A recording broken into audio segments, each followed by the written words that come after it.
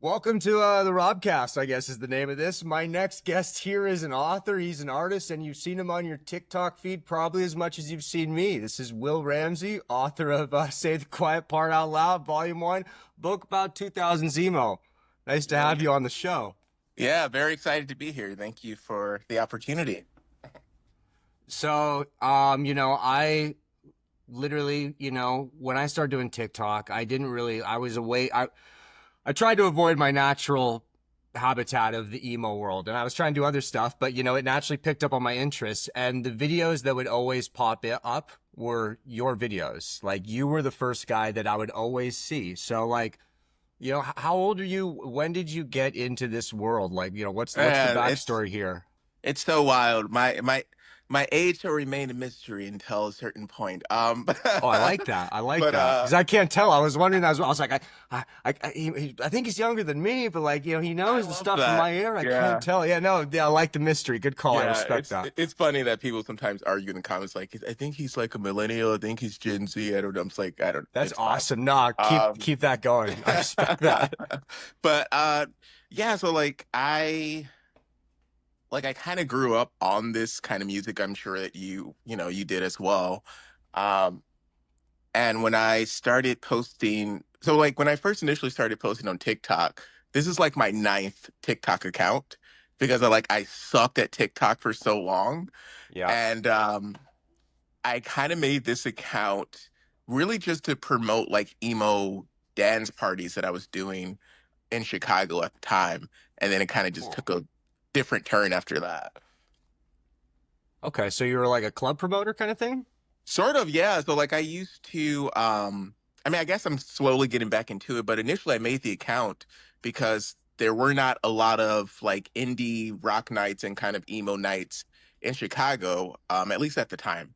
And so I was like, oh, I want to just start throwing these parties and kind of play this music that, I really loved listening to as a teenager. And um one thing led to another. I had an event that kind of, which we can get into later if you want to, that basically got shut down by the police, Nice. and Okay. yeah, and that's what accidentally led me to making this book. Okay. So when did this book happen? Because I know there's a few books, but this the Yeah, original one? yeah. So this happened. I want to say, um, I started like in late 2022, but I released it in 2023.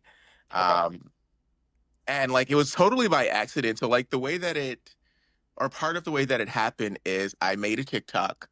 I was at my job at the time and I was just like, oh, I made something about emo music and I was like, oh, I'm going to write this book. I didn't think anything of it, and the next day when I woke up it went viral. You're like, shit. Now I gotta actually write the book. Literally, that is quite literally what I said when I saw that. I said, "Oh shit, I actually have to write this." And now I'm like getting cool opportunities like this. So it's been a really interesting experience. No, it's one of those. I think like 90% of people, like even people who like probably you get on your stuff as well, where like they're into the same stuff, and so many times they're like, I just like I'd want to do the same thing, like I just don't know how to start. And I'm like, you just kind of accidentally do it, and then it just you got to take that first Yeah. jump. So you like actually went to write the book. So like we kind of mentioned that a lot of this too, like we said, like we were saying originally in the DMs, like I imagine depending on where you grew up, the experience might be a lot different than like I was saying, like I grew up in the most. So I grew up in San Diego most of the time, in the summers and that with my dad. But I went to school in like Alberta, Canada, which I don't know if you've been to Canada. It's really nice, but the part of Yeah. Canada I'm from is like Texas, like it's like the South. It was like I wouldn't even say it was like a racist place. It was just like there was only white kids, so people would kind of just like Yeah. stereotype, it just like not even in a bad way. Like, there was one kid on our football team, like the one black kid at the school, and like he wasn't black enough to the other kids. They're like, well, he has an English accent. Like, what the Yeah. fuck does that mean? But it's It's like, oh, crazy. Leonard's not black. Like, yeah, he calls trucks trolleys. I'm like, it's not just what you see on Much Music or MTV, but like that's not how. But like these things kind of become this way, and so like Yeah. was that ever a thing at factoring in, or did you grow up in a pretty multicultural place that was a less backwards. Yeah, it's I had such a bizarre childhood because I feel like I grew up in like several different communities. Initially, I grew up in a community that was, more heavily African American and Latino. Um, Okay. but then we moved because I'm originally from Michigan. I live in Chicago now, but I'm originally from Okay. Michigan, and so Basically Canada. Okay, you know. basically Canada. Basically Canada. Yeah, yeah. Yeah, the part of Canada I'm from is like the part of Michigan with the militias. Just we have less Right. militias. It's the same kind of people though. Like, yeah. Yeah, and so like I went through that, and then I went to an all white school for a while, and then I was living in like a very diverse neighborhood. So for me, like it's race is such an interesting thing because it's like it's not something that I really consciously thought about when I was especially getting into this music. I just like genuinely liked the music. I Yeah. really didn't care And about any other aspect of it. and I think there was a point, like not revealing ages, but like I know you're not way older, you're like anyone that's 40 or younger, we kind of grew up in a world where like this was all one culture, you know what I mean? You'd see it later on with like emo rap, and it was like at first like what's that? It's like, well, these kids grew up listening to Fall Out Boy and Paramore on the radio. Like this was pop culture. It was like you would listen to like the Jay-Z song, and then you'd also have the Panic song, and like they'd work together. I mean, your Fall Out Boy had, like they were meshed in, and there really wasn't like, I think from, a certain age point, there was less common like, oh, this is for that genre or even that race or things like that. It's just like Yeah, this is what yeah. was popular, right? Yeah, it's exactly that. It's again like because like I love all types of different Yeah. music, not just emo music, but like that's the music that really kind of shaped me and kind of got me through a lot of dark times. So for me, it really was not this this race type of Yeah. Pacific thing or whatever. Um, that being said, like there definitely were times where it was like, oh wow, oh yeah, okay, I am a black person at this show or whatever. Um, and that it's only in those type of situations where I really realized like, oh, I guess race even matters somewhat in this like space that's supposed to be so like accepting. It was Yeah, very which yeah was fairly accepting, but in other ways it wasn't. Well, like it, people know about some of them, but yeah. for the most part, like, I like I grew up in such like a whitewashed world that it wasn't until I was like in my 20s and moved to LA and kind of was in certain circumstances where I would be the only white guy, where I would realize like, oh, race is actually like a thing that like people will treat like this, or like I'd actually see it firsthand, like, oh shit, maybe there is benefit, like maybe I have privilege to this, maybe there is like Yeah. Jesus, like yeah, I worked at a car dealership where I was the only white guy, and I got pulled over grabbing lunch one time, and they're like, oh, what happened? I'm like, I got pulled over, like I was grabbing Burger King, and I pulled out, and I swerved, but there was a cop there, so I didn't want to have the cop behind me, so I pulled the next one. I pulled, they're like, what happened? I'm like, I pulled into the thing, and he got out of his car, and I got out of my car. They're like, you got out of the car? I'm like, well, yeah, like like I made an accident, Yeah. like I was just popping out to talk to them, and they're like, and they let you go, and I'm like, that's not normal, and it's like, oh Jesus, like Yeah. It's these weird maybe avatars that I say this sometimes in some videos that like we all have these avatars that none of us asked for, and there's like certain rules to these avatars, and it's annoying because it's like it makes it hard for to just like communicate like just a person to person without all the yeah. extra bullshit. And it's You're just like that, yeah, that was a lot less of an impact than you'd think, impacts in its own way, but like for the most yeah. part, it's like, there's more commonality to things. Oh yeah. So when you get into emo, what's the first band that like grabs you? Who's the one? It was actually Dashboard Confessional. Um, Great yeah, answer. yeah, yeah. They were my intro. Like at the time, like I didn't know what the music was called. I didn't really even care what it was called.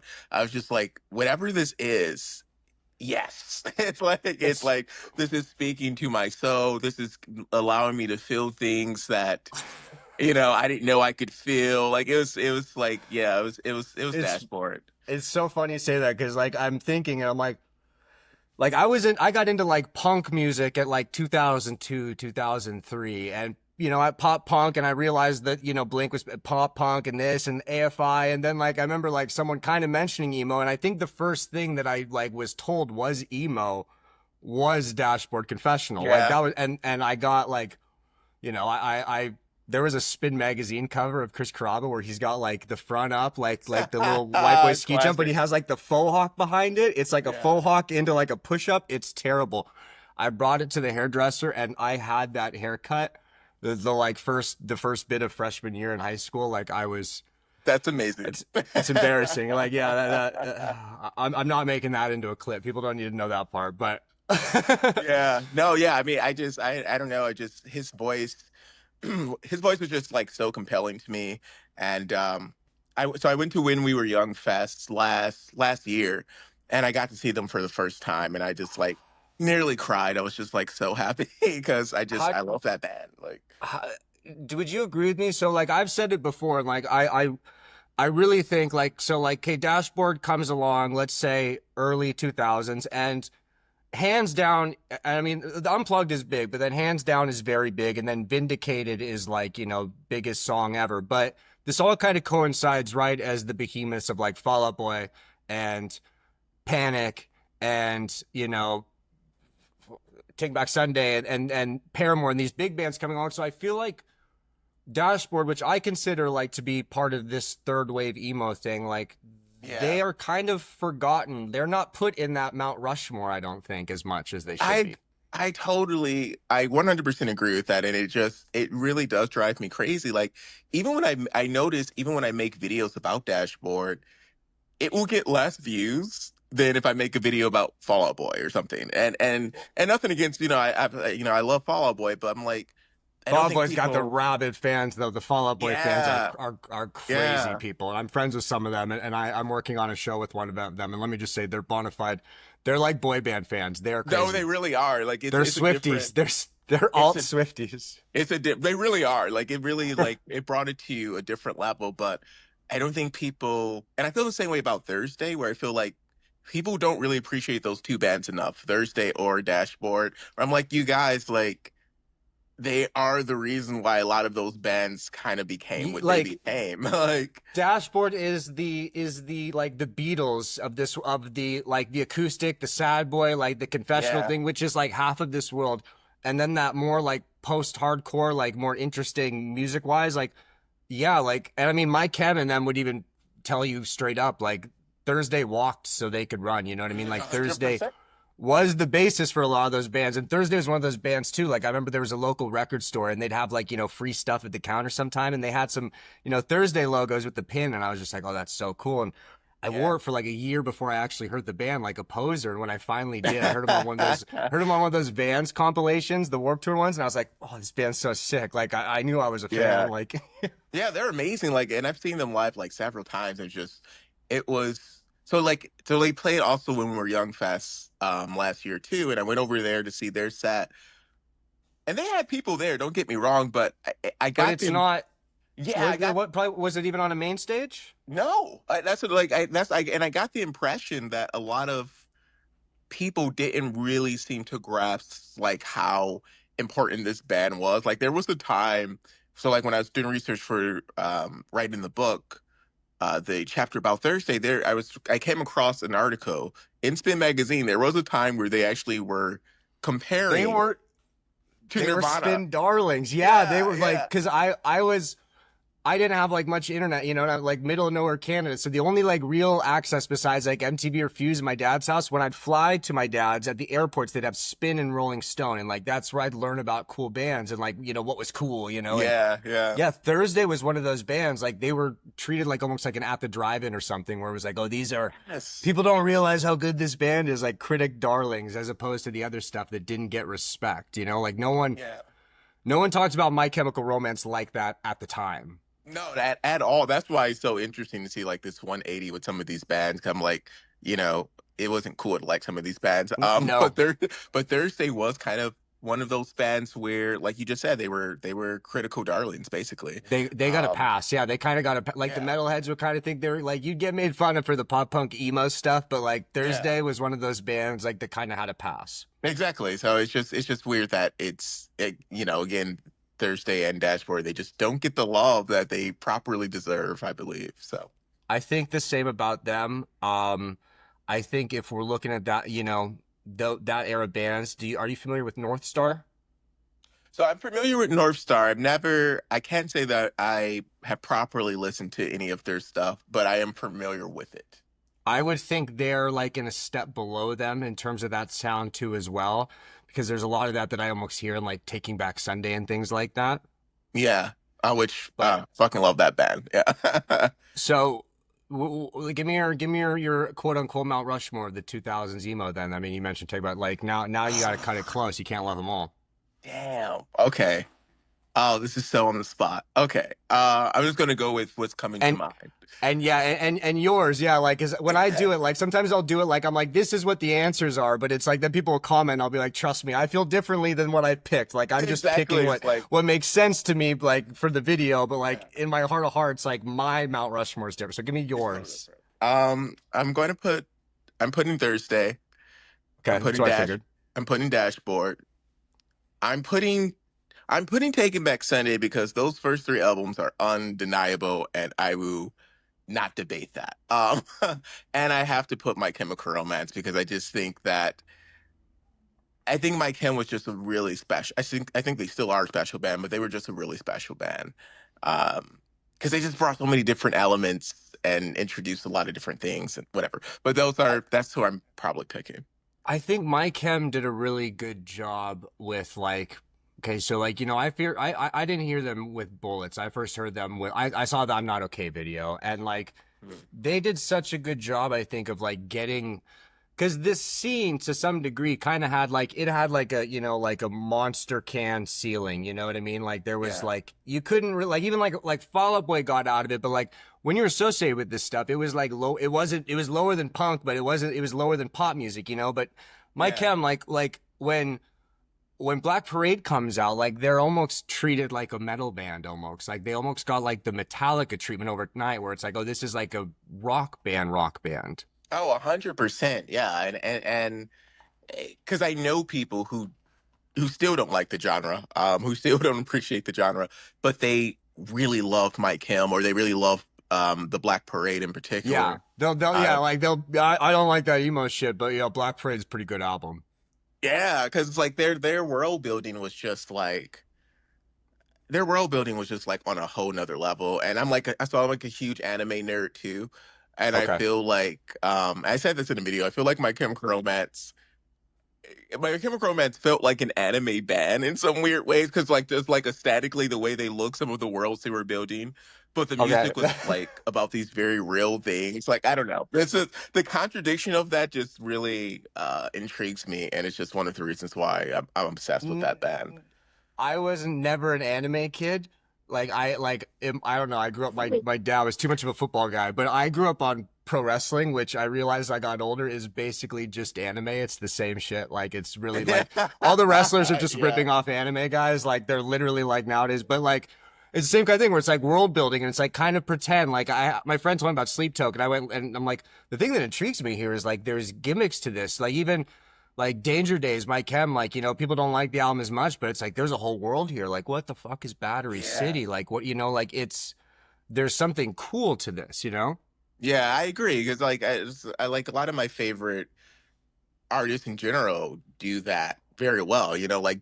Bowie did that well. David Bowie did that, Yes. in amazing And ways. he And and he did the same thing they did where they constantly yeah, switched it up, where it's like, oh, you want Black Parade? Like, yeah, we're doing something completely different. Like Bowie, Bowie's like, oh, you like that Ziggy shit? Like, we're gonna take it the other direction. Like, we're changing the character. exactly, exactly. And it's just like on the surface, one could be like, oh well, it's so theater or so gimmicky. But the reason why it works so well for Bowie and for Mike Helm, I think, is because the music was sincere. It was about like real things that people were actually going through or experiencing. There's an earnestness to it where it's like it doesn't come 100%. across like it like even when it literally is campy. I mean, like these guys are like you guys are like the band playing in a parade at like in heaven. It looks like this is, Yeah. but it's not like there's full commitment to the bit, and then there's like an earnest like realness to the music where it's not like Aquabats or something. Which all respect to the Aquabats, but like that's clearly like for funsies.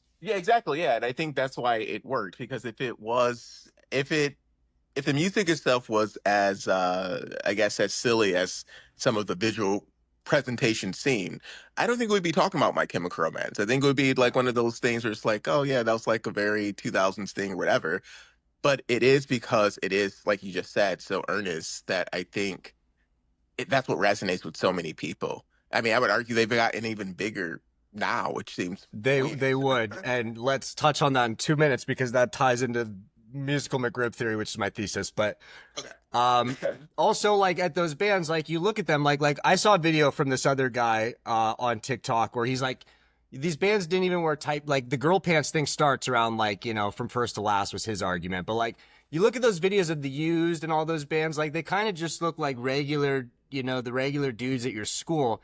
My Chem from not even album to album, like single to single, like, you know, marketing, you know, campaign to market, like, okay, they're like schoolboys in I'm Not Okay. Then they're Helena. Like, I remember, like, I was in high school when that happened, and there was girls that were like, I want my prom dress, like, you know, the girl from this video. It's like the whole Yeah. aesthetic from this. And then it's like Ghost of You. They're like Old School Soldiers and Black Parade, like the whole, the blonde hair, like the Corgan thing, like everything, like they made it so everything stood out and seemed, they looked like a bigger band than they were, and it made them a bigger band. Oh yeah, 100%. And I mean, not to mention that, you know, they have a love for comic books, Yes. and clearly a passion for storytelling, and you know, I think those are kind of things that made them really stand out at that time. Because, like you said before that, and even though I do love bands like the Used as well, um, you know, like you said, they kind of look like regular people you would just kind of see at school or whatever. Of course, yeah. But my Chem just they almost, in some ways, they almost look otherworldly, Yeah, it and looks that's what made like them like interesting. comic book esque. Like it's just it's full artistry. Like David, all that stuff where it's just like, oh, this is clearly something. Like this is something else. You know what I mean? Yeah. Like the makeup on the face, or when they changed over the you know the new characters. Then Battery City when they're like all like Mad Maxy. Like there's always okay, these guys aren't regular. You know, and I think you know Panic did a good job of that at first too. You know, especially just seeming like what Oh the yeah. fuck is this? Like the circusy elements, then you, like it's just like okay, like this is otherworldly. It you know, it's one thing like in our world, you know, the emo pop any of this scene, like this is kind of gatekeeping. People would be judging here, but like that is what grabbed those bands, you know, attention outside of our scene. There's a reason those are the ones that you know play in Talk arenas about. still. Yeah, exactly. I agree. I agree. So musical McRib theory. Let's touch on this here. I want to know your thoughts as well. This is my belief basically is that most bands should break up after a few albums. Basically, the My Chem, let's look at the My Chem template where they're on top of the world for 10 years. Mhm. You know, like the Beatles were basically. You get 10 years where you rock shit and then they go away. And you see My Chem now, they come back and they are playing literally at football stadiums. You know what I mean? Like they're playing where fucking Taylor Swift plays. Like, and you know, they were very big when they were around. They were playing those massive stadium shows in Mexico and stuff like that, South America. But like, is My Chem in 2025 playing these venues if they release 3 albums in the 2010s? Do you think? No. No. I I I would have to agree with you because I do believe as well that bands are good up until 3 albums ish or so. And then it becomes kind of like slowly it's not as great. Like Yeah, I you're gonna get to, and you're gonna get diminishing returns to some degree. Yeah. Yeah, yeah. Like I feel so. Again, I want to say this. Taking Back Sunday is one of my favorite bands of all time. I absolutely fucking love that band.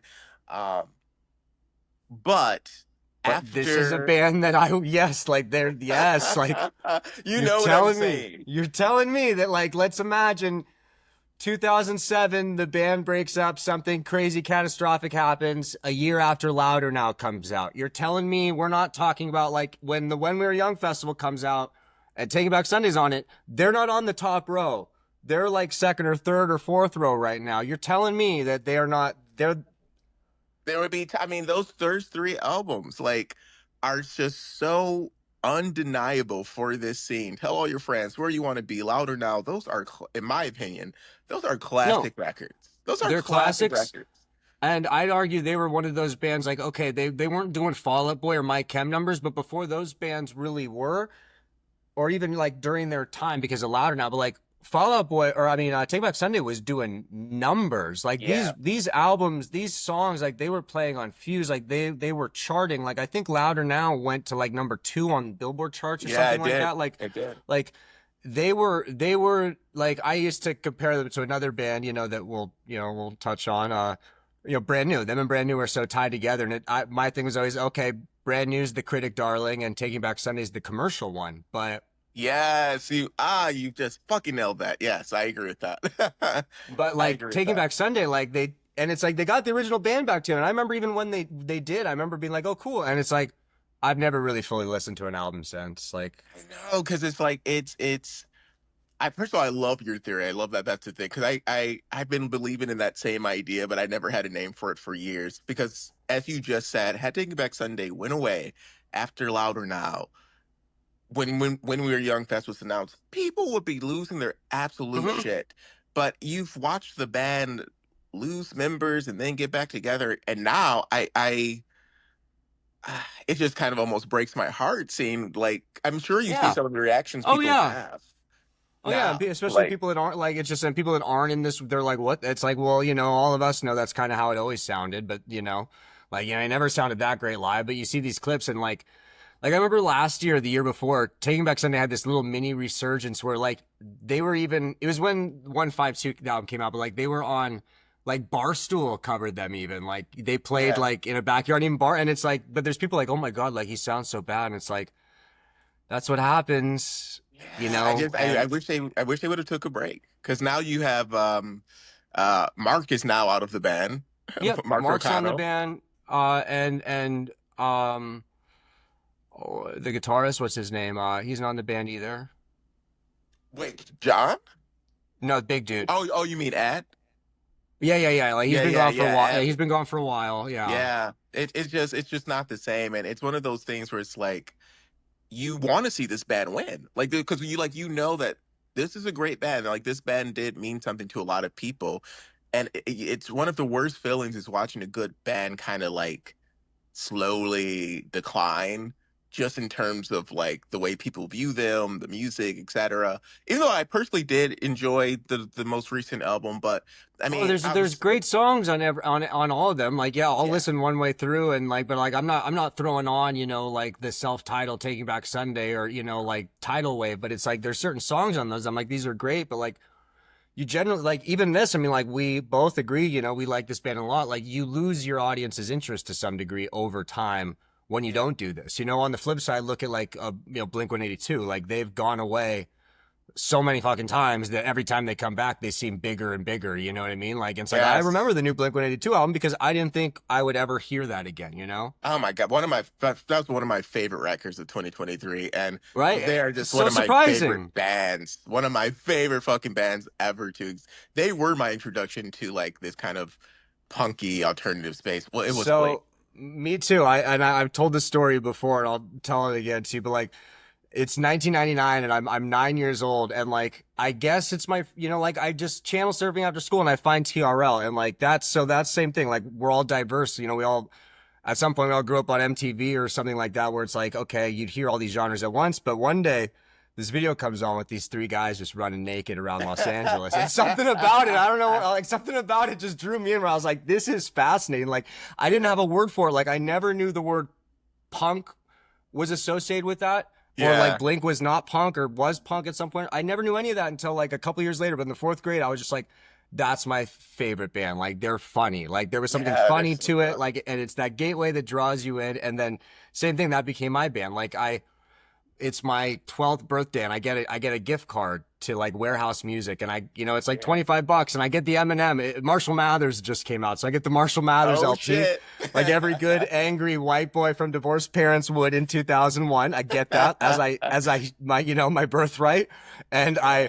I have like $7 left over and there's a Punk-O-Rama and it's like I know the word punk because of Blink. Maybe I'll like this and I get it and then game over. You know what I mean? Yeah, I mean, Blink, it's just, oh my gosh, just like they're all just the chemistry between those three guys is just incredible to witness. It's It it's really is. special. It's Yeah, special. such a smart band. Much smarter Where than people give them credit for. no, and there's a reason they're the biggest and best band from that world and that era, and there's a reason like they're a behemoth, they're a juggernaut, like their management, like everything about them, like Yeah. Blink runs like a Fortune 500 company or some shit. You know what I mean? Like Yeah, yeah, they're yeah. efficient. They all have like I was at a they had a, a fundraiser show here in LA for the fires with Alkaline Trio, and I was there, and I was like in the front row because some of my friends, you know, that I met through TikTok, like saved me a spot, and I you know I'm right there, and it's just like everything about this is feels special, and same thing to the musical McRib thing, where it's like you see them on there, and it's like you can tell like more than music, like there's like a brotherhood here that like that is the main draw to this band, like you like It is that's it's that. like It's like it's cool it's to watch. friendship. Yes, it really is that. It's like it's cool to watch friendship. It's like it's cool to watch three people who clearly enjoy each other's company make really cool shit. And it's like even Yeah, you know, like it's, you kind of feel like you're almost just watching three people hang out. it feels like yeah, You it's know? like I was gonna say it's like a podcast almost where it's like Yeah, you kind of yeah. feel like they feel like you're friends. It's like oh, me and my friends make the same kind of jokes and this and that. You know what I Yeah. mean? And it's like I oh, love like, them. and you want like it's like yeah, okay, there's a big production going on, and you know they're playing the same damn songs every show, but like there's not like the are you ready to run? You know, there's not that. It's just like you know, hey, Mark, you know, like your wife's looking hot. You know, this. It's just like Yeah. okay, Yeah. like this is off. Like you could tell during it, like Travis is like, let's fucking hurry up, like you know, like all right, you know. But it's like there's like a kinship there where it's like, oh, like this is why we love this band. Yeah, it's one of my all-time fucking favorite. I'm like determined to meet Tom at some point in my life. Like I have to meet Tom. So Yeah, no, like so my dad's in San Diego, so like you know, I identify San Diego as my hometown. So like I see them, and I'm just like those were like the hometown heroes kind of thing, you know what I mean? It's yeah, like, and Tom's still there, and you know, like I'm a baseball fan, and like our baseball team uses all the small things as like our big rally song, and like yeah. when we're deep in the like Tom will be there, like saying it's just like this is home, like and like what do you think about so you know a few years back Hillary Clinton's emails leak. Well, you know, and somewhere in these email leaks are emails with, you know, Podesta and Thomas fucking DeLonge from Blink 182 about aliens. What are your thoughts on all that and in general about the vindication of Tom DeLonge's alien obsession? Well, I so one of my best friends recommended me to get this book by Tom. Okay. Yeah, so Wow. Okay. I'm going to start reading that soon. I think it's this is why I'm so obsessed with him because I feel like I can relate to him in so many levels because I also am like very into like the alien UFO kind of thing. And it's interesting Yeah. because people were making fun of him for so long, like, oh my Right? gosh, is he crazy? Is whatever. Especially like you remember like during the breakup, like when it was the Yeah. Skiba years. I remember he went on Rogan one time and almost he kind of sounded like an idiot. You know, he's like, I can't tell you. And Yeah, people are yeah. like, It well, was okay, this, wild.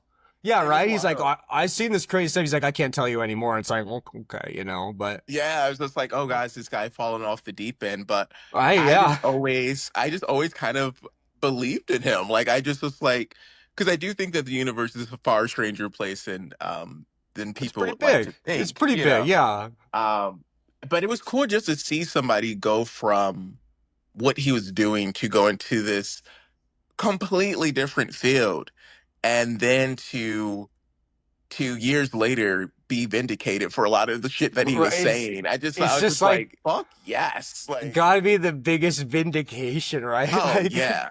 Yeah, you have the whole world calling you absolutely batshit crazy.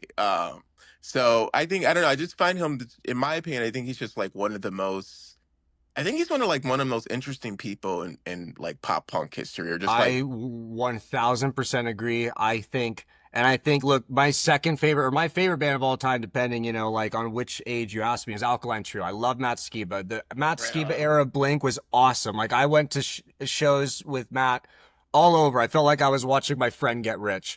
But when Yeah. Tom came back and I saw them with Tom, like, you know, they played Coachella and you saw that live stream, it was like, okay, I always thought the X factor of Blink was Travis. It's It's Tom. Like Tom. it's Tom. fucking Tom. Like every movement, like when he plays the guitar, everything he's like his voice. Like people mimic it so bad that they've like made it a thing where, they stop Yeah. the song so everyone can do the "Where Are You," and like, Yeah, yeah. Which I mean, I love that song, but like that's what I mean. Like he is one of those. I think I honestly, and I've had this discussion with other friends and some people thought I was crazy, but I really think he may be one of the most important artists. I think of like the late of '90s, all early time. 2000s. I would Yeah, go all time because here, any kid, do you play guitar or bass or anything like that? I do. I play guitar, so I used to have some shitty punk bands, but yes, I play guitar. Not very well, One, but I do I'm play. guessing one of the first five songs you learned was some sort of Blink song. You know what I mean? Yeah, Like yeah. they're What's my early. age again? There's a reason. Like there's a reason that they've had signature guitars for years. Like I've owned his Ageless and Airwave big brown hollow body racing stripe guitar. Like I bought that at one time and played shows. Like, but I would bet that 30%, 50%, 20%, I don't have a number, but it would be a lot of people that have picked up an instrument this side of 2000, be it a guitar, drums, or bass. Those three is because of Blink 182. Oh, 100%. Like if you're picking up 100%. drums, maybe you want to be cool and say Travis isn't your guy, but 50% of those kids picking up drumsticks, Travis was one of their first guys. Like, 100%. And I mean, and not to mention like Travis, I mean, Travis is also just interesting in his own right as well. I mean, just those three yes. guys, they're just I know all, it's fascinating. yeah, You almost realize like Mark is kind of the least interesting one almost, but it's like he holds it yeah, down. Yeah. yeah. But it's like, it's just something, anytime I'm like super depressed, I put on a Blink record and I swear to God, dude, it's like my whole entire vibe just completely shifts. I'm like, okay, life's going to be okay. I don't know what it is about that band, but I fucking It's love that band.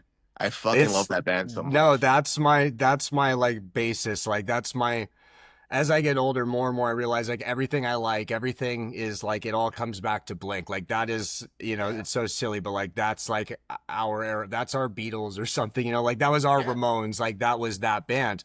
And I mean, Tom, like I was gonna use the word rock star, like he's one of the last like rock stars, but I mean, I would say Travis is the rock star. I mean, Oh yeah, like he's because especially like the thing that's interesting about Travis is that he has just found so many cool ways to remain relevant without really trying. I think he's just like a naturally just a cool person.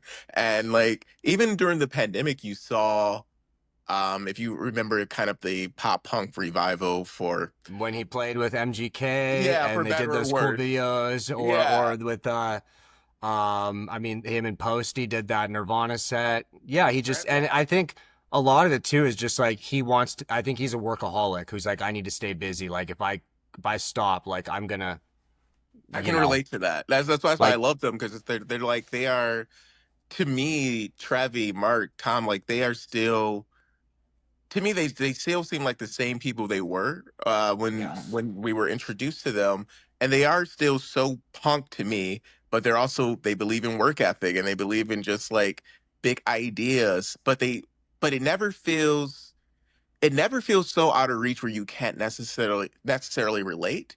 It still no, feels like these are guys that we would hang out in like the they backyard or still some shit, they feel like my friends, right? Yeah, exactly. Like Yeah. like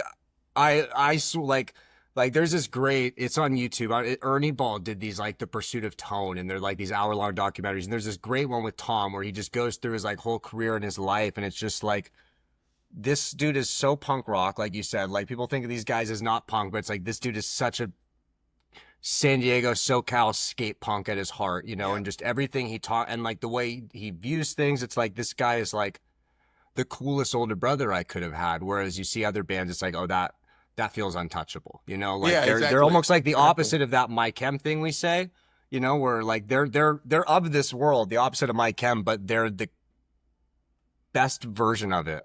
No, I agree because like I would be in Mike Helm is one of my favorite bands of all time, but I would be very intimidated to walk into a room Right? and Yeah. see Mike Helm because I feel like because they do feel so kind of like in this other planet, but in a cool way. Yeah. Whereas Blink, they remind me of so many people that I've had beers with or going to Yes. shows with, but like they're larger than life, but somehow simultaneously down to earth. And It's yeah, I could talk about Blink literally for like an hour, dude. Like I just What like what's I your okay? So what you said you're feeling down. You put on a Blink record. What's your go-to? What's your Blink record of choice? Or so one, I two, usually three, probably because I'm sure it can't just be one. yeah, it can't be. It's not one. What have I been listening to lately? There's a song called Go that's off of From the Untitled, yeah. yeah, yeah, which I think is like super underrated. I love that song. I love Shut Up. Um Wow. yeah, like that's what I like. I literally there's been several times where I'll put that song on when I'm like in the shower and I like have almost like fallen out of the tub. And because I'll be like just like doing like air guitar and like literally get lost. That roller coaster, fuck. I don't know, dude. There's I just like like this. so They're back half they're like back half Mark songs. I respect that because yeah, yeah, that's where yeah. Mark Hoppus shines to me is those like black back half of the record songs, like a Wendy Clear, like a Shut Up. Like yeah, that's where he really Yeah, like shines. they're Yeah. just so good and just I don't know, just every time they just give me just energy. And I'm just like, okay, I can take on whatever life is throwing at me today. I'm fine. This is going to be fine. Also, they're great when you're like working out at the gym. It's like I just fucking blast whatever. But yeah, I just love that band. Okay, let's talk about a band that is not so beloved then for a second. I want to know as someone because like this I band's a think I know where you're topic that going. yeah, it's a topic that like we can only get into it so much on TikTok because like there's only so much attention span. There's a lot less room for nuance. So we're Yeah. deep enough in here that people won't get mad. Let's alienate some people. The band Brand New. Let's talk about Brand New. Let's talk about brand new. Let's talk about brand new. Yeah, what an interesting band. What an interesting, fascinating, and they are they are one of the best bands. Um, I would argue they were the best band of that scene in terms of like that critic darling commercial thing. Like, dare I say, they were like the Radiohead or the Beatles. I use the Beatles lightly in the sense of like they start out bubblegum and they really progress and take their listeners on a yeah. journey and become, they go from being a band that's disregarded to like, I mean, Brand New is almost not towards the end wasn't of this scene. They were like, indie rock. They were Oh festival yeah. darlings. They weren't necessarily an emo night band anymore. No, they weren't. Like you had the Pitchfork crowd loving them. Like Yes, like they you had were the hipsters. rare Like band that was respected. Yeah, everyone yeah. I mean everyone liked Brand New. they are an undeniable amazing band and one of the most important bands of that era. Point blank period. We live in this interesting time where it's like you may not like someone or whatever, but pretending that they're bad at what they do is insane. You I know was what I'm gonna saying? say. Two So things can be true at once. Like, yeah, where does the separation of art and artistry come in? And like, what are your thoughts on that cancellation stuff in general? Was it even real? It seems like it's so something that really only exists if you give into it. yeah, so I mean, like look, president.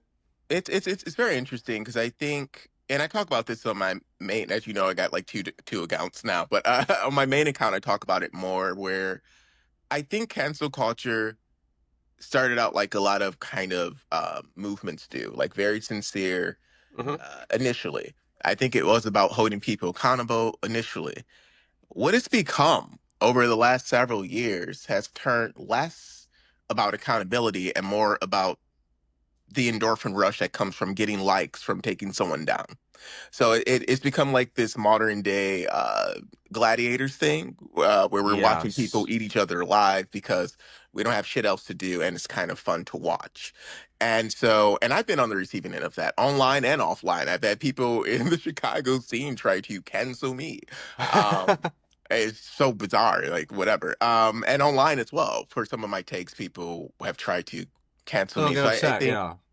I think that it's and sometimes I say this in a controversial way, but like even when you look at movements like the Black Lives Matter movement or the Me Too movement, um, I do Same believe in thing. those. I Yeah. do believe in those things. Like I At its do. root, yeah. And that's what, like, Um, even you mentioned, like, the Black Lives, like, people bring it up all the time. Well, the organization, this, that. I'm like, brother, when I said hashtag Black Lives Matter, I wasn't talking about a fucking organization. Like, I was Yeah. talking about the idea. Like, I have no idea who's running this nonprofit. Like, Yeah, it turned like, into something else entirely, it but becomes it this other started out. thing. Yeah, Yeah, it becomes, it you started know, out initially very positive and very sincere, and then I think a lot of times what happens with social movements, a lot of bad actors hijacked it.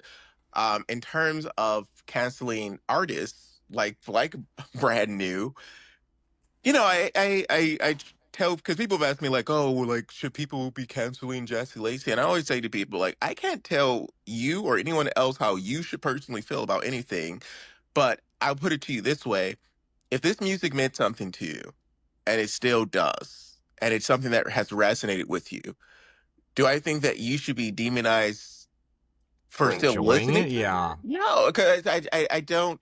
I think because we all, I mean, if we're being totally honest with ourselves, we're being 100% honest, no BS.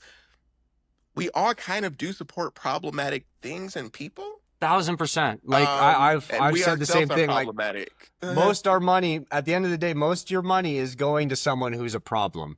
Yeah, Your so rent it's money is making its way to someone who's, like the owner, exactly. like, and with art, I get you have more of a choice. Mhm. And like, I think 2017, 2016, when this cancel culture thing really takes off, I think our scene in general is more progressive. But I think one of the downsides of progressives, at least online, is we kind of swallow our own fucking tail. You know what I mean? Oh my gosh, And you preach. see, like, literally, like, like, you want to know why Donnie's president. Like, I put it down to two things. One, the way we overreacted to these things, and online we vilified enough people that they, started feeling embarrassed, and then they felt emboldened. And two, like, we swallow our own tail. There's an old guy from Vermont who's doing really well. Well, we don't think he's the right guy. We're gonna take him down and go with this one instead. And it's like, well, they're going with what's popular on their side, and this is a popularity contest. Maybe we should chill on that. Yeah, I mean, I feel I talk about this with my partner all the time, where I'm like, we've gotten to the point where everything means everything, so everything actually means nothing. Everybody wants to this is going to be controversial. You can leave this in or not, but I I feel like this got me almost canceled the Chicago scene, where it's like there's almost like this oppression Olympics thing, where it's Yes. like where it's like everyone, it's like, oh, I'm a vegan. What do you mean you don't have vegan restaurants? I'm oppressed. It's like that's not the same thing as like racism. Like I don't know why we're like Yes. equating these. So, um, yeah, the and I am more on the progressive side. I am more left leaning in general. Um, but we do have the habit of eating our own, and like even I don't know if you really listen to like bands like the 1975, Mhm. or really know a lot about Matty Healy. He's a very I was controversial going to touch figure. on that because same thing. Like, I Yeah, know that's your band as well, and I've dived in as well. And like, same thing. Like, when I first heard of them, he was like some pariah. You know what I mean? yeah, And then you're like, yeah. oh, okay, there's something here. The music's good, but it's like people Yeah, and take some people stuff out of context, and then they get a chance to bury this guy because he's not as PC as he should be. exactly, and it was insane to me. And people were telling me that I hated. I had like white kids telling me online that I hated other black people because I listened to Matty Healy. I was so confused. So I'm like, I'm literally the 24/7 living experience of the thing that you're You- reading. Right? You're like, no, Like I like, what? brother, like I. Contrary to what I Yeah. might say in my mirror sometimes when I'm upset, like, like I like myself, like, Yeah, like exactly. fuck out, It like, was so weird, but it's just like again, it's like people, we it's when we don't have to get too political, but in my opinion, what I've observed on both sides is one it's good. side It's good. seems to be Let's alienate some people here. I like that because I always am afraid to touch on this stuff, but then I lightly do because I'm the same way. I'm like, well, I'm a salesperson at heart marketing. Like, I don't, like you got to be yeah, palatable, but it's like, yeah, no, let's make a few things fucking clear while we're here. Like, let's, yeah, like, let's, like, like, because the way I feel like there's three types of people right now, at least in the United States. There is this super anti-intellectual movement, Mhm, where people don't care about any type of facts whatsoever. mhm. Then you have this pseudo-intellectual movement, which I think a lot of people on the far left are a part of, where it's like, I'm sounding intelligent, but I'm not actually saying anything intelligent. No. And then you have the third group of people where they're actually intelligent. Where they believe in like critical thinking and like Yes. nuance and like trying to be objective and And things that like we that third group is smaller than the other two possibly, but way smaller. these are the real groups, yes. Yeah, way smaller, and they're not as popular. And I always say that I believe that I would be probably bigger on social media if I got into either one of those extremes. But like, Mhm. I hope I come across as nuanced as possible. I Same try to. same thing. Like I'm like I could give into this right here, like, but it's like I just I couldn't do it for my and it's like there's too much nuance here. And like people respond in the comments, it's like I want to respectfully respond to you even if you're being an ass. Like I don't need to like You're a better yeah. person than me. I don't need to blow up like that. Like no, I'll be but I also have to say random one take here that I think ties into earlier where it's the different experience. There's a girl on TikTok that I'm friends with and about a brand new post one time, she's like, like you mentioned how, in your comments, how no one's going to get mad at you, for listening to brand new. Well, like when I post about them, like I get the craziest fucking threats and stuff like that, or I get people say stuff. And same thing, like I know it's like your comment section will not be as nice as mine. And it's not Yeah, people following you, it's the random people coming in and it's like racist and sexist dipshits basically that are yeah, scrolling through and it's like I really like I'm getting a pass from these people and I've said it like in video where I'm like don't go at her like come at me like you know what I mean yeah. but it's like they feel a sense of power like and she's like I've had men like threaten like essay this and that like in the after I post about brand new I'm like the fucking irony here Yeah, it's like absolutely wild, and I think sometimes, and that's what I mean. Like I remember some girl, because I was posting about the 1975. I fucking love that band, and some girl was like, "I'm unfollowing you. You're a fucking Nazi apologist or whatever." I was just like, first of all, we use very emotionally triggered words way too freely, yeah we should and chill it loses its meaning.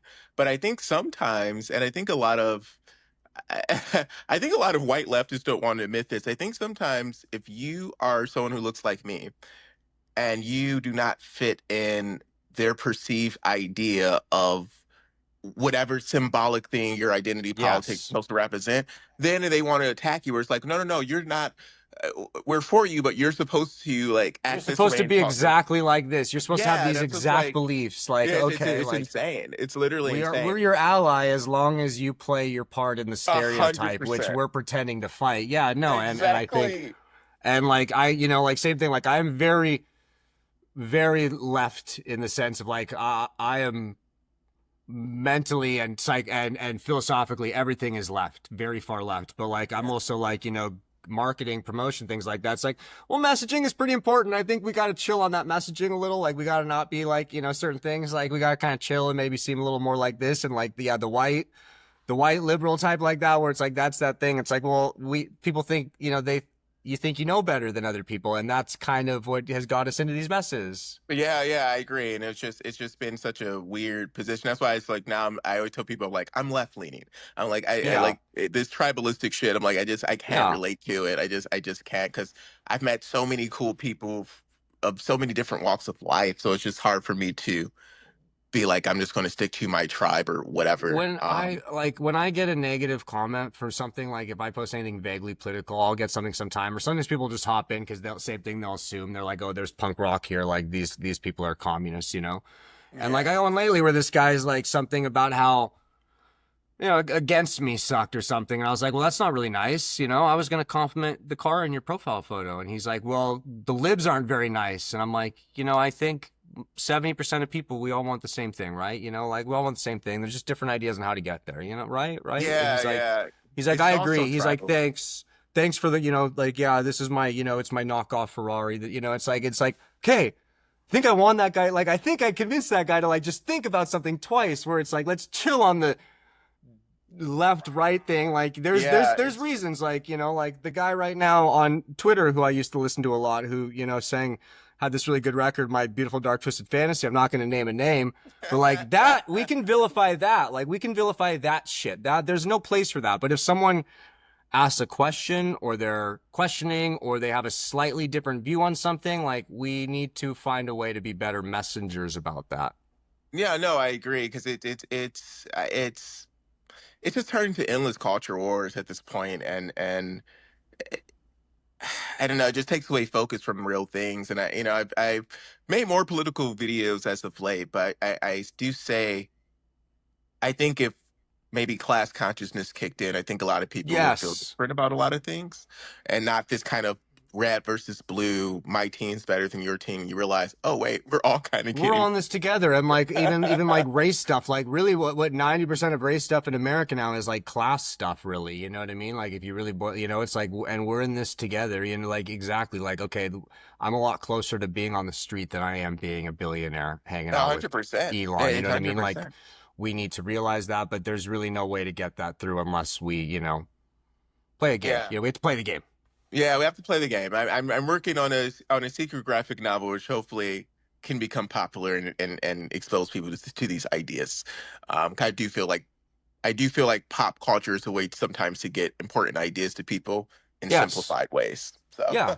No, it absolutely is. And you simplify it for people. And that same thing, it's like messaging. I mean, you look at like most of the great stories and most like films, it's like, what the fuck do you guys think Star Wars is? Like, you know what I mean? Like, yeah, what yeah, do you right. like? What do you think these are about? Like, you watch these movies, like even with my kids, like we watch A Bug's Life, and I'm like, this is yeah, there we go. Like, I have a Republican friend, Robert. I'm like, Robert's going to show this to his kids, and I don't think he's going to pick up on it, but this is class warfare. Let's go. Like, yeah, you kids You're watch right. this movie again and again. Like, you pick up on this message here, like, but you have to, work it like that. Yeah, yeah, yeah.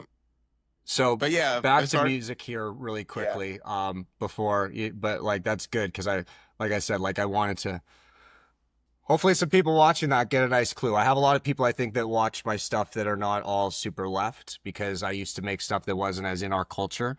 And so I hope some of those people watch that and realize like, like we ain't all bad guys over here, we're not all crazy, no one's trying to sneak into your bathroom, brother. Like Yeah, that's no one's doing that. No one's doing that. Statistically speaking, the person you have to be afraid of messing with your kids is yourself. Like, like yeah. We were focused so on the wrong 1%. exactly. And like, like my daughter's mom is a therapist and she'll tell me these stories about these monsters. And it's like tying back to music here, brand new stuff, Jesse Lacey, it's like what he did is deplorable. Yeah. But what he did was culturally a lot more okay at that time than maybe we want to admit it was, but it was more normal. I mean, that's the part people I don't think like to really talk about. Yeah. I mean, it's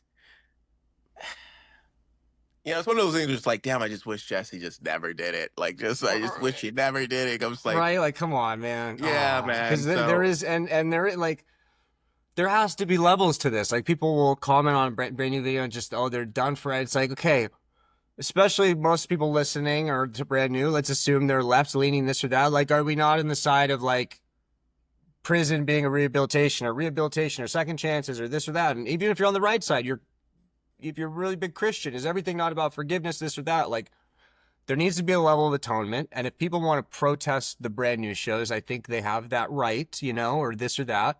But at some point, we can't just give every penalty the death penalty or every bad action the death penalty. Otherwise, we're basically just fucking Iran over here. yeah, no, I agree with that because that's why I keep saying when it comes to brand new, when people ask me, I'm just like, do you? You know what I mean? Yeah. Like, I'm Yes. not, if you want to go to a show, I'm not going to demonize you. If you don't want to go to a show, I'm not going to demonize you. Like, that's your own Yes. thing. I remember it's like somebody almost got almost upset because they wanted like my opinion. I'm like, my job as a writer is to be as objective as possible and write about this is what As happened. much as possible and explore it critically. And Yes. that's And it. here's what happened. Like you said, this is one of the most important bands. Yeah, they are. I keep saying two things to be true at once. They were absolutely important, and Jesse did some terrible things. Um, is there nuance there? Is there room for redemption? That's up to you. You know what I mean? Like I do agree with you though, where I do feel, and this is not even about Jesse necessarily, but it's just like we do have to allow. I mean, the original point of cancel culture was to eventually allow people to become redeemable. Imagine. That's what If yeah, like the idea is, if everyone is in exile for all of eternity, then we're all going to be pretty much in exile. And that's not me, because I'm sure people take this out of context. They're standing up for Jesse Lacey. I am not No, standing up no. for anybody. I'm just Yeah, simply no. making an observation. So, well, if and when Brand New drops a new album, will I personally check it out? 100%. We haven't heard a brand new album in almost 10 years. Yeah. Um, I so will yeah, listen. yeah, I will 100% listen, and I'm not going to, if it's good, which I imagine it probably will be, I'm not going to pretend that it's not good because you don't like Jesse Of Lacey. course. But I So like same thing. Like I will, if I make a video about brand new, I will still like this nuance. This footnote is still here. You know what I mean? Like yeah, this footnote is still here. This needs to be acknowledged. But this yeah. is an art, and like, I mean, there's a guy in a band that was like doing stuff with babies and stuff like that. Lost profits. Like we can't be giving these people the same punishment. You know what I mean? Like Yeah, we because need there needs to that be was an yeah. there needs to be levels to this. Like I'm like, and people will be like, oh, like just bring back lost profits too. It's like, brother, there I is mean, that's a levels. whole There is different. levels to Yeah. this. Like yes, there like what he did is deplorable. Allow like this was 15 years ago or 10 years. At this point, 20 years ago. If there's some public and private, reconciliation and growth and things like that, okay, give this person a chance. And if you say fuck them, fuck them, but like we can't paint them all with a black and white brush. Yeah, no, I agree, and that's the problem because the lost profit thing's just, I mean, that is just a whole different monster entirely. That's just, yeah, you never catch me probably at a lost profit show. No, So no, no. And I don't even think I know the song, but people all the time they're like, yeah, no, this or like about. I'm like, no, that's not like these aren't the same things. Like, like I don't even want them brought up. Like these shouldn't be brought up in the same echelon at all. yeah, yeah, Before we go, one more topic that I really want to touch on that I think is interesting as well, because I actually got this from one of your videos, is about the like casual progressiveness of the emo movement in terms of like sexuality and gender and things like that. You know what I mean? yeah. Like you kind of pointed out to me, and I realized like one of the like I don't understand homophobia. Like I truly don't understand it. Like in I don't any either, way. brother. But I grew up with Mark, Tom, and Travis just making jokes about stuff where it was like, this isn't like a repulsive thing. Like that's like whatever. Like that's jokes. Like, and then Yeah, the bands I'm liking, like, like the dudes are on stage kissing each other. It's like, I didn't even see it as like a gay thing or anything. It's just like, that's rock and roll. Like that's cool. Like that's I yeah, played in a yeah, band throughout the 2010s and like there'd be a part in every song where it's like I'm gonna try I'd try to kiss the guitarist. Like I'm gonna kiss him on the face. I'm gonna try to get him on the lip. Like at some point during his solo, like because it's interesting. Like it's funny to me. Like it's like that's rock and roll. But like I think it casually helped push things forward in terms of the youth. I don't know. I want your thoughts on that as oh someone that yeah, might have. yeah, most definitely. Like it's you know, especially if you look on like MySpace, a lot of not even the bands really, but like the scene kids or whatever, um, they were kind of pushing the envelope of kind of like gender expression and kind of exploring Yes. that. And for me, as someone who is an openly queer person, like it was something that like again it resonated with me just because I'm just like, oh wow, I mean at that time I didn't really I guess understand my own self or at least wanted to be honest with myself. But I recognized something in that. Um and like that's why like a lot of the backlash you saw with the genre, some of it was like overtly like homophobic, like undertones. Like Yeah. I talk about the emo war in Mexico that happened. And one of the reasons why a lot of metalheads hated emo in Mexico at least was because they felt it was being too homoerotic. Yeah, Um, and I, as someone, I lived in San Diego and LA, pretty fairly Hispanic area, and there is a lot of machismo associated with those cultures. You know what I mean? There's a lot of macho-ness, things like that. And at the end of the day, let me just say, a lot of that Mexican music, like that ranchero music, it's just emo music. It's guys like just crying out about women. Like oh yeah, they're yeah, all emo down there. They're pretty emotional men. They're just embarrassed about it. But yeah, like what was that? 07, 08, there's the big rumble in Mexico. Like yeah. which is insane. It's just like it's so wild to that people felt that uncomfortable and just and it goes even it's not it's just the idea of what it means to be a man in general, like regardless of culture, like rather it happens in the black community, Latino community, white community, like what it means to be masculine. What does it mean to be a man? And when you see something that kind of contradicts that, or that shows that, oh wait, guys can be expressive too, and maybe Yes. have softness, that makes people feel uncomfortable. And that's like and I've noticed that it's like a universal thing. That's a universal thing. I think that's the one area that, at least in my experience, but I also like had maybe just a good family, so I might just be biased here. That's the one area that I've noticed as I've, other cultures and worked with them and have, kids with them and stuff like that. It's like that's the one area I feel like white people might kind of be advanced in, is like we're a little more accepting of those breaking against the traditions of masculinity, but it's still like like I played football and I remember showing up with my nails painted and it was like, say you're gay, like say you're gay, and it's like why? How am I gay, bro? Yeah. Well, this is cool. Like, It's so weird. Yeah, it's just such a weird thing. And like I say, I've noticed it, and maybe probably it's because you come from a good family. yeah. I'm probably biased. Like, I know I had other friends with families that would, yeah, they weren't allowed, probably were not allowed to wear girl pants. Yeah, Yeah, yeah, because it's definitely like, at least in my experience, I've noticed like it's kind of just across the yeah. board You're when it you're comes to probably this. right. Yeah, Yeah, yeah. like We it's probably, yeah. just. I mean, like you see a lot of younger dudes now, and like late teens, early 20s, really struggling with masculinity, and that's why I think a lot of them kind of go to these kind of like Andrew Tate type Yeah. characters, because we still.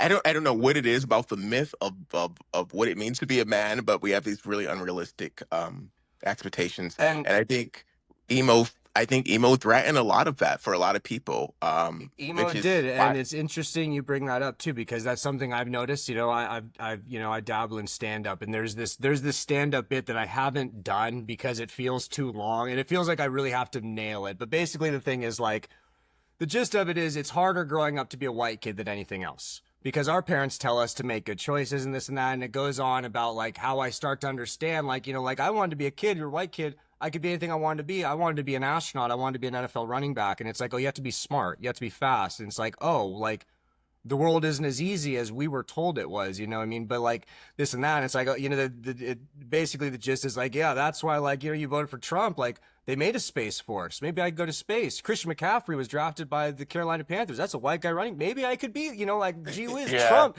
Maybe white folk can be these things we're told, but it's like, and I used to laugh about it.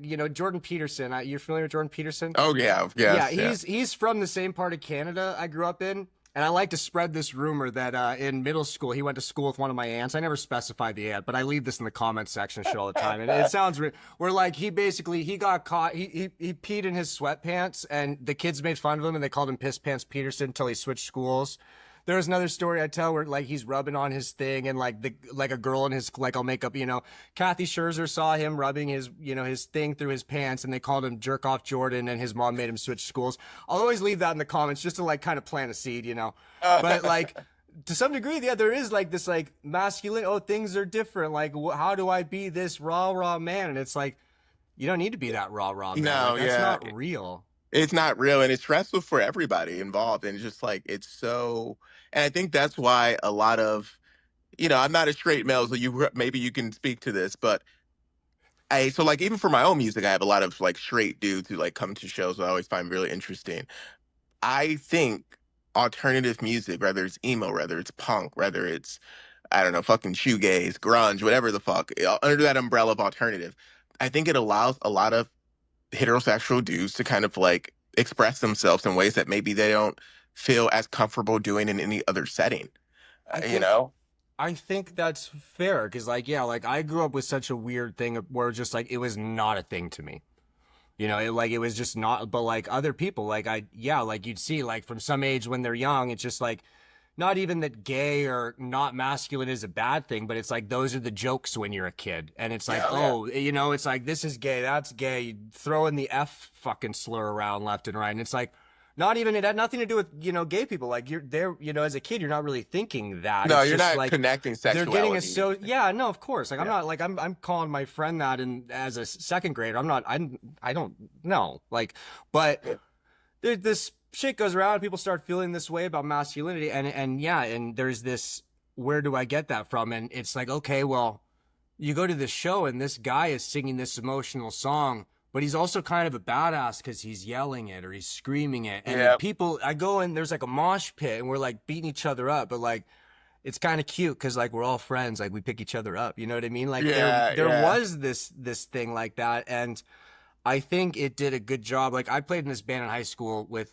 and I went to a Catholic school in high school, and I played with this, kids that grew up Catholic. And I remember like, the first couple songs, like trying to, write songs where it was about like gay marriage just got legalized in Canada. And I was like, I want to move to Ottawa and marry a man. It was like a song. It was Yeah. pretty clunky, pretty clunky. But like, the idea was there is I was, as a Yeah. punk protest, I wanted to like, cause like, I understood like that was punk rock to me, like, fuck yeah. Like, but it was like, I remember them being like, I'm not comfortable. And then like, as time goes on, you see these Sonny Moores, these Gerard Ways and these Burt McCrackens, which like are in our way, our David Bowies. And like, they're Oh, like, 100%. Yeah. I'll make the video like once a month where it's basically like, it comes down to like, I want to bang 2003 Davey Havoc is the gist of it. You know what I mean? But it's like these guys, like they were so pretty almost, where it was I've joked, like I'm like, I'd take Davey Havoc over like 70% of women. Like that's not even a gay thing. That's just Yeah. like, that's a great looking guy. And it's like Gerard Way, like there was like a beauty to them, where like even Bert's filthy. The guy's throwing up, but it's something about it is like,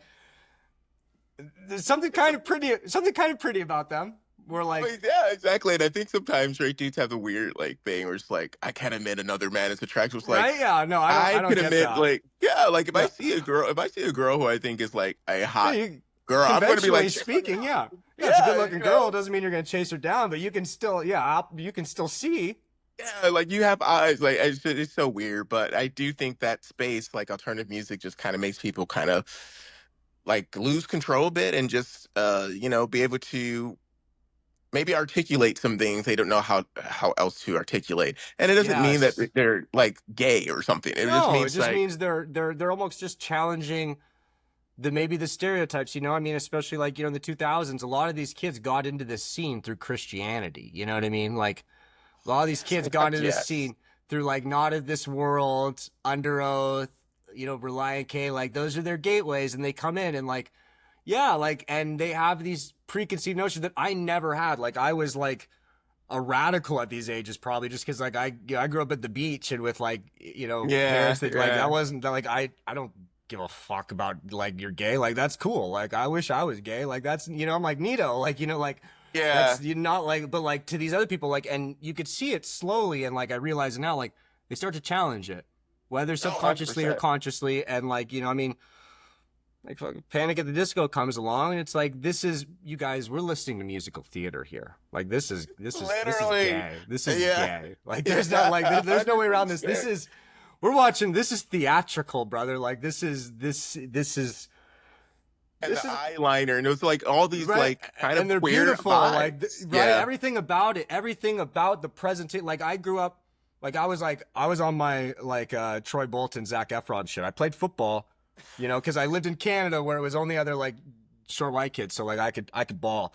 But I played in a punk band where it was like, like, okay, there's this world, and it's like, yeah, you had to be one or the other, but you start to see like, oh, they start to mesh, and it's like, oh, the macho guy's listening to Panic, and I'm like, bro, this is the most like girly of the emo stuff. Like, well, 100%. this song's pretty cool, and it's like everything about this imagery is so gay. You know what No, I mean? Like, it but really they're is. not really picking up on it. They're not like you're just like, well, that's cool. And even like Fall Out Boy, same thing, did so well where it's like Pete Wentz is like even now you're very aware of the shipping and the Pete Wentz, the Pete Key stuff, and Yeah, it's just like yeah. these guys, they're all like the fans of these bands are perverts. They're just like, oh, there's this, and it's like that's half the appeal. Like that's rock and roll. Like you look at early rock and roll, it's challenging norms, it's gender bending, Yeah, it's I mean, it helped me, really helped me grasp my own identity. But for that very reason, that's I so was cool. drawn Like to that. Yeah,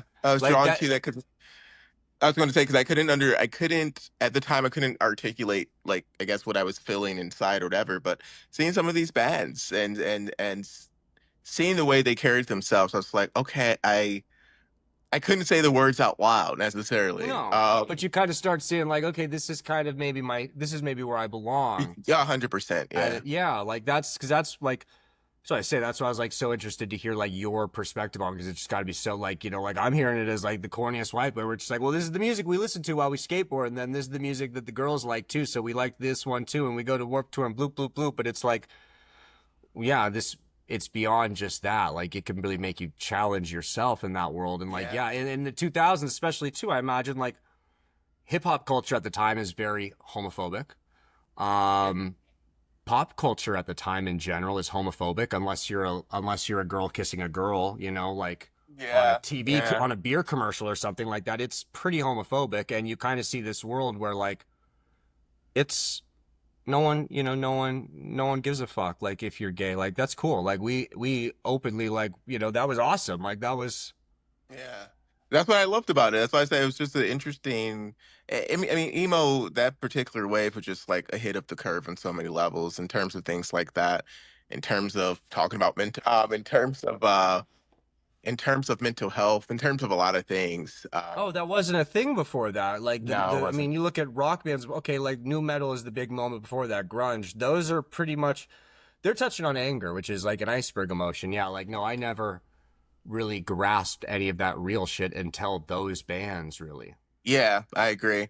Because honestly, I didn't really get into the only grunge band I really truly love is Nirvana. 'Cause I just think they were their own thing. But yeah, it really was emo music Yeah, who yeah. really talking about those things and they made a whole generation feel seen, I think, No. It was I would say is the last great rock movement in terms of like 100%. 100%. Because what is it now? Like there's everything is so everyone's on their own little island on the internet. So yeah. there's not this kind of this cohesive kind of collective experience or whatever. It really was like the last youth culture movement, I think. Exactly, which like, that's rock, like youth drive culture, you know what I mean? And like you could say for a while in the 2010s, hip hop really took over. I think right now it's so like it's just there's no monoculture, so there's just everything. You know what I Yeah, mean? Like everything. Yeah, yeah. you have people like Morgan Wallen and Sabrina Carpenter and Drake are all equally these out of the stratosphere, and I'm sure there's people that exist that have not heard songs or could identify a single song from two of those artists. Yeah, Whereas yeah. like like back in the day, like there was a thing, and like this emo movement like was the last big rock thing that like kids gravitate towards. Because I mean, after that, there's stomp clap, like the indie rock boom, and like that wasn't for youth. That was for like 20-year-old millennial college dorks. Like they at that point, you're not shifting culture. Like that was for like what stomp clap was what emo was for you and realizing your sexuality. Stomp clap Lumineer Mumford and Son era to me was like that was young white kids who thought they were liberal because they liked MGMT realizing they're right wingers. That was their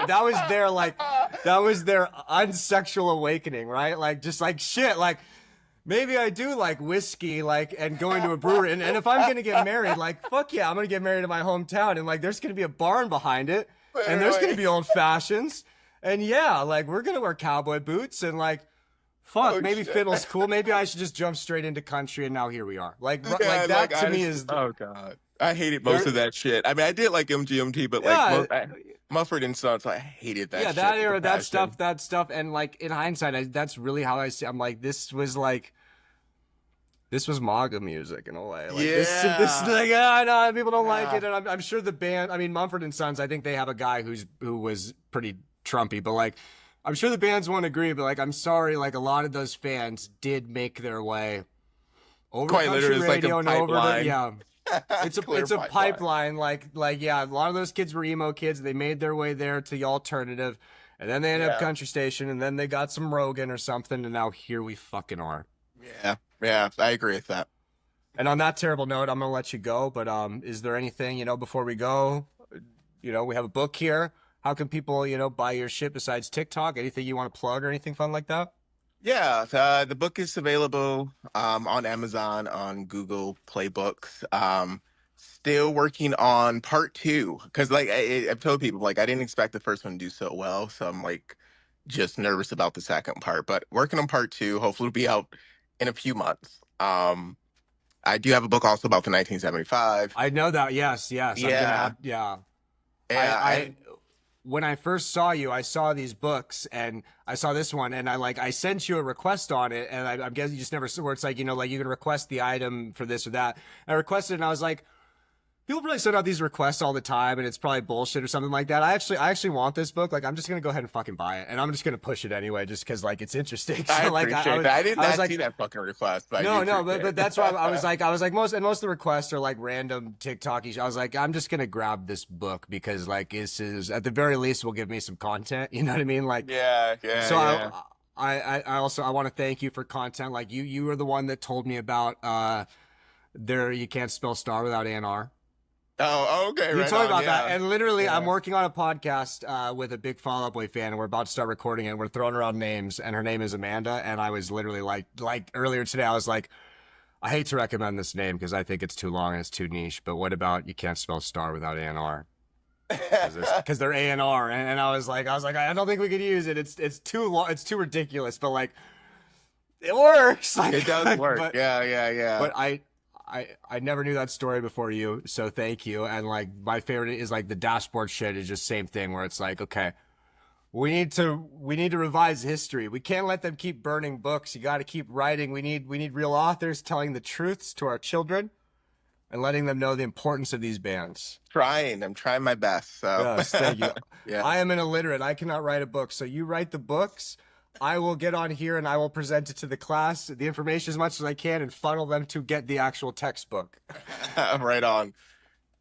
So I got you. But no, thank you for joining me. And everyone that's already seen me, has already seen you on the internet, so they know how to follow you. Yeah, yeah. You know where to follow me. TikTok, Instagram, you, blah, blah, blah, blah. you know where to find us. Yeah, we're Yeah, obnoxious. All right. exactly. Thank you, man. I appreciate your time. Yeah.